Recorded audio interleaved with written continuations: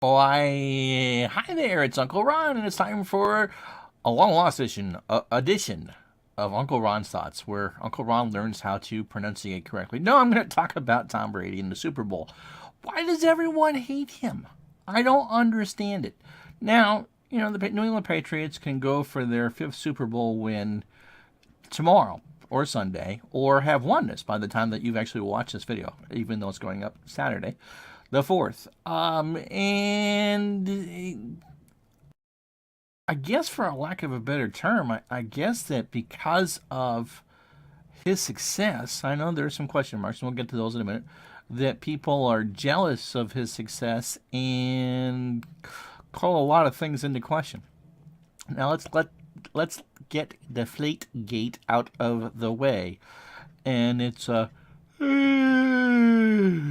cares? When they use the properly weighed footballs in the second half of that particular game, the AFC Championship game, I believe 2 years ago against the Indianapolis Colts, they scored 28 points to the Colts 7. So it didn't matter in the long end about how much the footballs weighed or how much pressure there was in the little piggy splatter.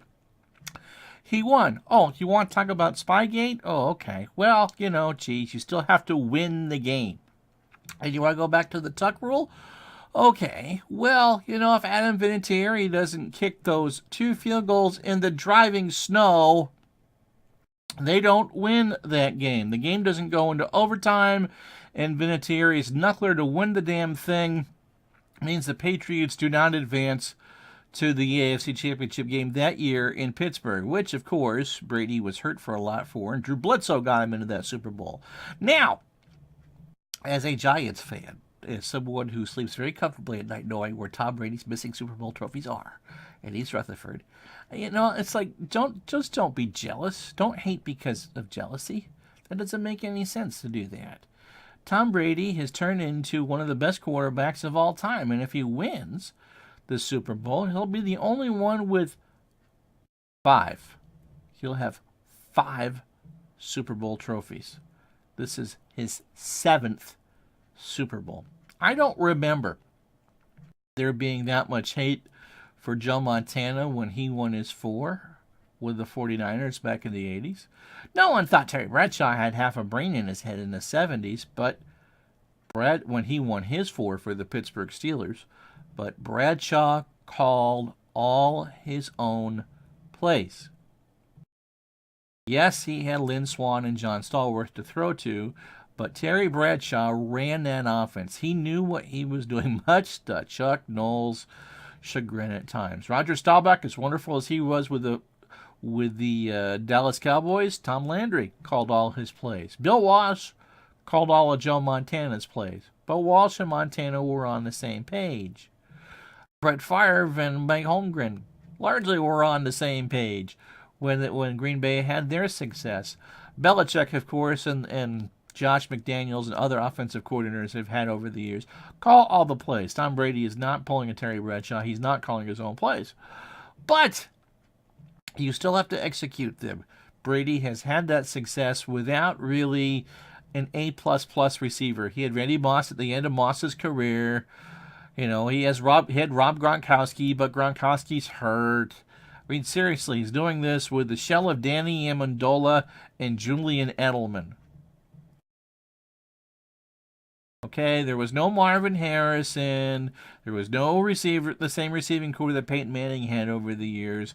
As with everything else the Patriots have done over the last 16 or 15 years, it's a MacGyver team. It's bubble gum and rubber bands, and God help you. And, they've also drafted the back end of the first round when they've actually had first-round picks. So, I don't understand the hate. Does Brady act like he has an ego?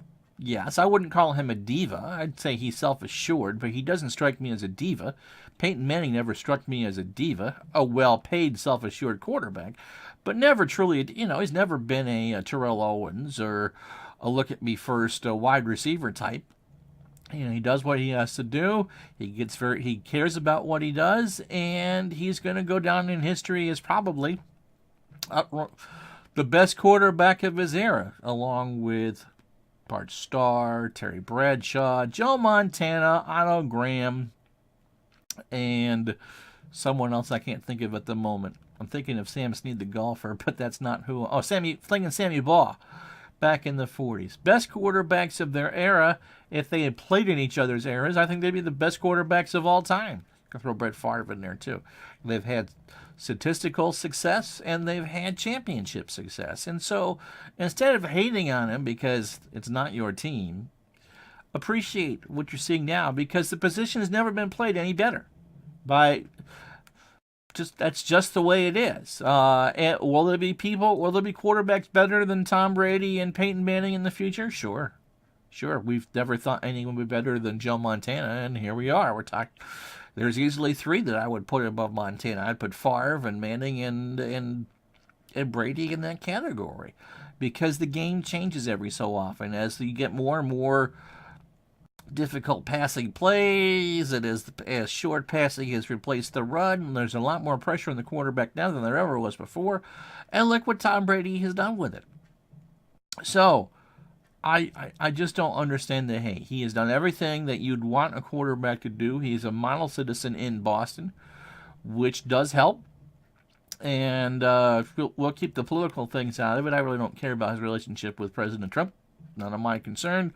None of my concern what Bill Belichick does. You figure that most professional athletes, because of their salaries, are going to go with political people who want the least amount of taxes for them. That comes with the territory. You just can't do anything about it.